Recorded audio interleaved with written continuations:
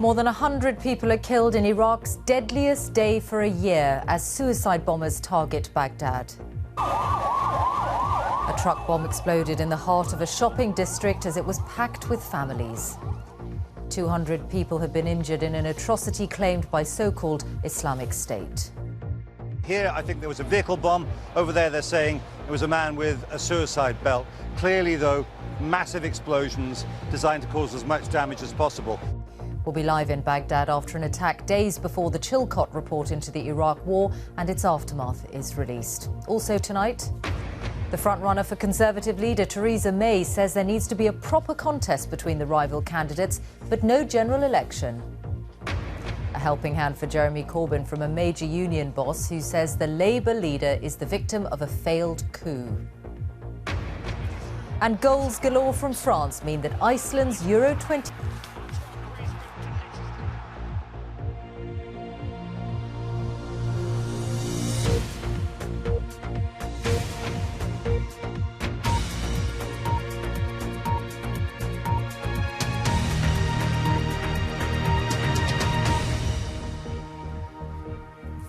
Good evening. Iraq has suffered its worst day of violence for a year, with nearly 120 people killed in suicide attacks targeting the capital, Baghdad.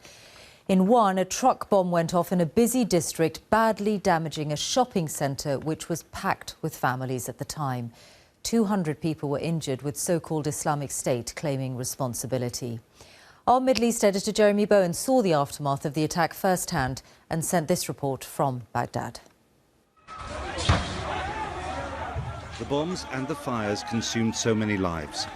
It's supposed to be a sacred and festive season, the last few days of the holy month of Ramadan. The attack happened at around 1 in the morning. The streets were full and the shops were open. It's a time for giving presents. This was the so-called Islamic State's latest gift to the people of Baghdad. The people who gathered there during the day were furious that the jihadists of so-called Islamic State seemed to be able to bomb Baghdad at will. So when the Prime Minister, Haider al-Abadi, came to inspect the damage and pay his respects, they forced him to make a quick exit.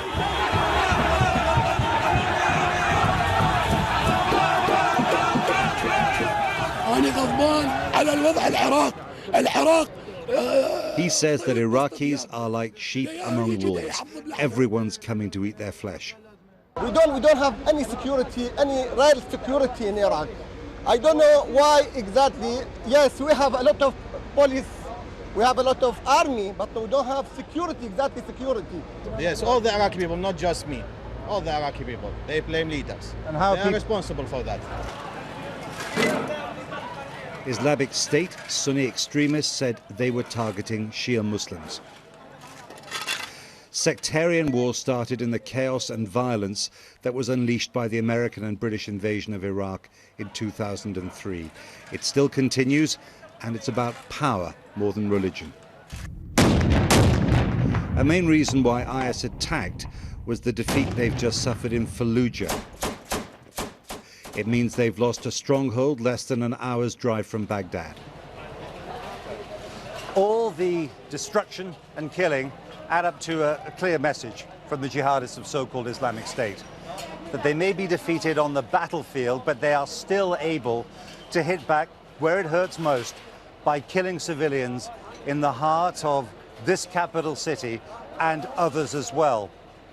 And the fear has to be that as they come under more military pressure, perhaps lose more ground, that there will be more attacks like this.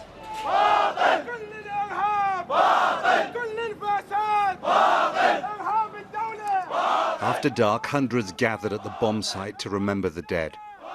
Some attempted defiance in an atmosphere that was infinitely sad.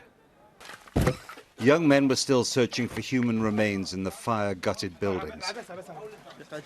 Iraq has not had a day of real peace since the Americans, the British and their allies invaded in 2003. This week, Britain publishes its official inquiry into what happened. Plenty of Iraqis have already made up their minds that the invasion and occupation pushed them into an agony without an end. Tonight in this city, after 13 years of war, there are many tears, but not much hope. And Jeremy joins us now live from Baghdad. Jeremy, given that we're days away from the release of the Chilcot report, how much of today's violence can be traced back to the war and its aftermath? Yeah, I think there is a direct connection with the invasion and its aftermath. Not many Iraqis had a problem with removing Saddam Hussein. He was a brutal dictator. The difficulty started with what happened afterwards. The Americans and the British didn't have a good plan about what to do. Rashly, the army was dissolved and leading members of the government and middle management as well, who had been in the ruling party, were sacked. That meant that law and order collapsed, and so did the state. And into that vortex of violence that followed, there weren't enough troops on the coalition side to control the country. Jihadists came in, started an Al-Qaeda affiliate here, which is now called Islamic State, and out of that too came a sectarian civil war. Now, lots of people contributed to that, including Iraqis, also Iran, but I think what I would say, and there's a lot of evidence for this, is that the invasion set off the chain of circumstances that led through all that to what we have today. Michelle. Jeremy, thank you. Jeremy Byrne, our Middle East editor in Baghdad. The Conservative Party leadership contender Theresa May has dismissed calls for other candidates to stand aside, saying that she wants a contest, not a coronation. Mrs May, who's said to have the support of more than 100 Tory MPs, has reaffirmed her belief that there should be no general election before 2020 if she becomes leader. Our correspondent Ben Wright has been gauging opinion among Conservative Party members in Buckinghamshire. On the surface, this stretch of Conservative England appears serene, a world away from the summer's political convulsions. But in a Buckinghamshire garden this afternoon, a hot topic to discuss. The key thing that we need at the moment is leadership and a statesman, and that's the kind of thing that's going to drive our party forward. Members of the Beaconsfield Conservative Association have a big choice on their hands. I think she would be good on the world platform for this debate. I think they are weighing up Theresa May, one of the 5 Tory leadership candidates and the current favourite. Today, the Home Secretary said if she won, she would not call a general election. We have got this huge issue of negotiating the Brexit. We've got the concerns about stability in the economy and the future of the UK. And I think if we were to have an early general election, it would just introduce another destabilising factor. I don't think that would be good for the economy, and I don't think it would be good for people and their jobs. Theresa May campaigned for Britain to stay in the EU, unlike Michael Gove, who clawed his way into the race after abandoning his former Leave campaign ally Boris Johnson, the man he had recommended as a potential Prime Minister. I took the decision very late on Wednesday evening. I went to bed at 1:30 in the morning. I reflected on it. I woke up early in the morning and decided... You could have called him at 7 a.m. and told him. I decided that I could not, in conscience, make that recommendation. It is Tory party members, around 140,000 of them, who will choose between the 2 candidates shortlisted by Conservative MPs. So, their views matter. Gove has now, as far as I'm concerned, shot himself in the foot. That's the end of him, as far as I'm concerned. I would probably go for Theresa May. I think she's a good, level-headed person. I think she probably has least enemies. That's something these days in the Conservative Party. Well, I know. But I also found fans of Andrea Leadsom, who campaigned strongly for Leave. She knows the city, she knows what needs to be done, and I think she's a woman with conviction. Today, Mrs Leadsom tried to brush off remarks she'd made 3 years ago, in which she said leaving the EU would be a disaster for our economy. But in the referendum, she campaigned strongly for Brexit. One reason, David Cameron's attempt at reform. When the Prime Minister came back with his reform, with his renegotiation, with the certainty of a referendum behind it to sort of lend power to his elbow, it was very clear that the EU is just not reformable. So that speech was April 2013, and things have moved on. Andrea Leadsom also said triggering the formal 2-year divorce process between Britain and the EU should happen quickly. But today, Tony Blair said informal talks with the EU were needed now, and the UK should be able to reconsider its decision to leave. If, as we start to see the details emerge, of what this new world we're going into looks like, what are the practical effects, then Parliament's got a role. The country should carry on being engaged in this debate. It should carry on expressing its view. If, for example, the will of the people shifts, why shouldn't we recognise that?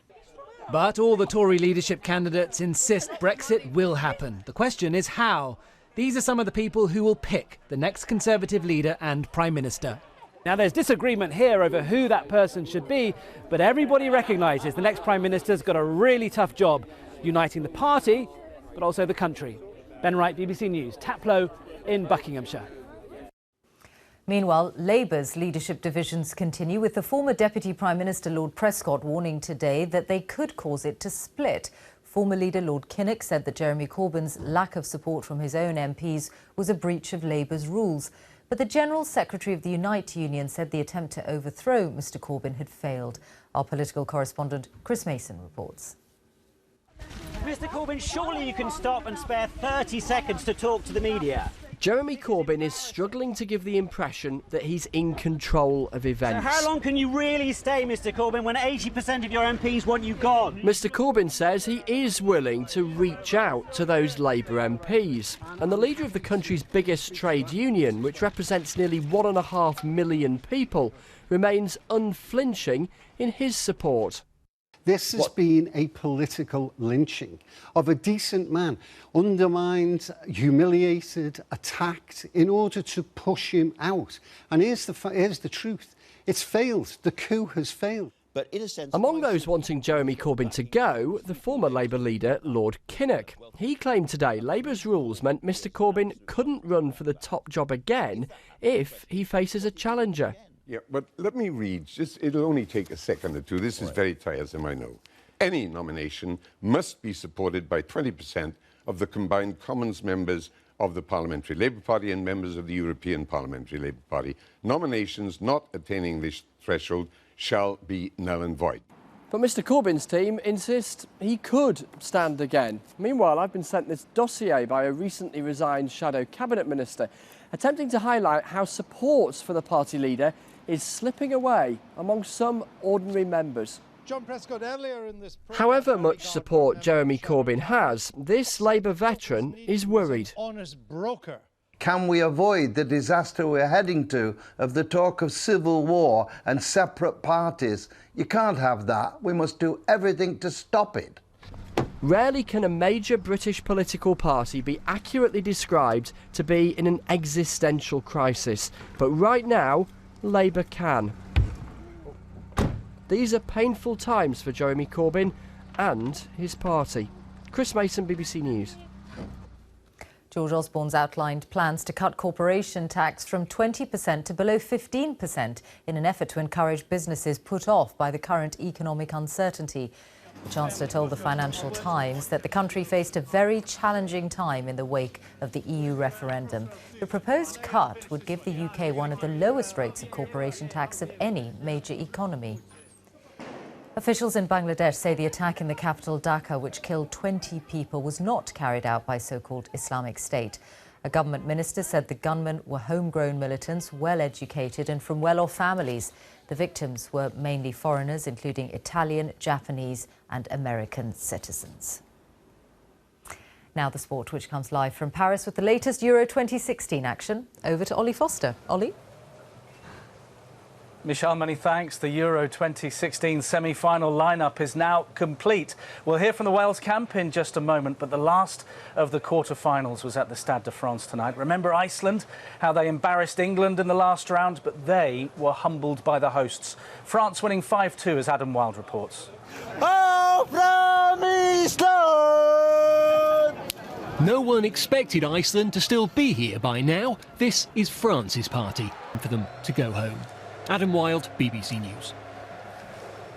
All over then for Iceland and their incredible travelling support. Our correspondent Matthew Price was watching from Reykjavik, the capital. Big defeat, Matthew, but 2 goals to cheer.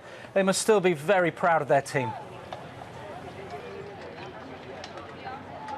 Well, pride is what everybody is expressing here, Ollie, and one man even said to me, look, we were winners tonight, not through the scoreline, but through what we achieved in the tournament. And this hill behind me was earlier packed with 20,000, possibly even as many as 30,000 people watching the game on a big screen. Their enthusiasm did not waver through the game. They stayed right to the end, and they really believed in their team. And as you heard in that report, Iceland weren't fancied to get very far in this tournament at the beginning, this volcanic rock in the middle of the North Atlantic, where the sun practically shines throughout the night here at this time of year. But they did go on, they did beat England. They played France in the quarter-finals, and now they're looking to the future, a future here tomorrow when the team come back, which will be a congratulations to the team, a celebration, not a wake. And then, as one man said, they look forward to the next World Cup. Qualifiers in September begin with that team that has done so well in this tournament. We will see. Matthew Price, many thanks indeed. So we have 4 teams left here. France will face the world champions Germany in Marseille on Thursday, but on Wednesday in Lyon it's a first semi-final at a major tournament for Wales. After beating Belgium, they're back at their training base in Brittany, preparing for a match that will see the 2 Real Madrid superstars go head-to-head. Gareth Bale against Portugal's Cristiano Ronaldo. I don't suppose that there'll be any love lost on the evening between both teams, not just Gareth and Cristiano. Both teams, we know what's at stake. So any friendship will have to wait until after the game, no doubt. You know, it's us against them. And again, our approach will be the same. It won't change. Well, it's been a very wet Sunday here in Paris. Because of the bad weather over the past week at Wimbledon, we had play on the middle Sunday for only the 4th time in the history of the championships. David Ornstein reports from the All England Club. At Wimbledon, the work never stops, but playing on middle Sunday is rare. Not that the public care. 22,000 tickets sold in 27 minutes. The star attraction was Serena Williams. Her opponent Annika Beck is a fine prospect, but inside an hour she'd experienced what the 6-time champion can do to you.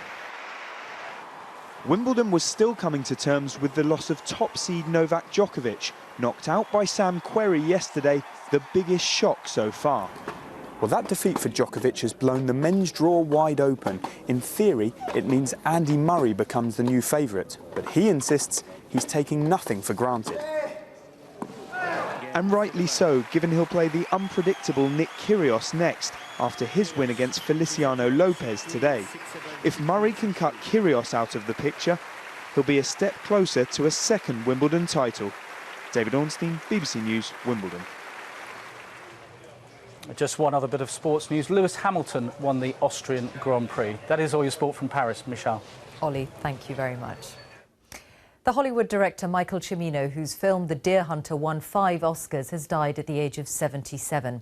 The movie about the Vietnam War, starring Robert De Niro and Meryl Streep, is widely regarded as a masterpiece. But his next film, the Western Heaven's Gate, went down as one of Hollywood's biggest ever flops, as Nick Heim reports. Oh, Michael! The Deer Hunter, Michael Cimino's finest film. An epic tale of war in Vietnam and a steelworks town in Pennsylvania with a starry cast and a poignant theme tune. It won 5 Oscars.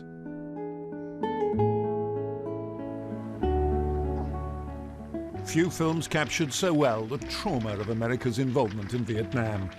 The director's style could be unorthodox. On paper, there were great blank spaces. I said, what am I supposed to say here? He said, well, you know, just say what you think she would say. So I said, okay. I kind of like that when they say that.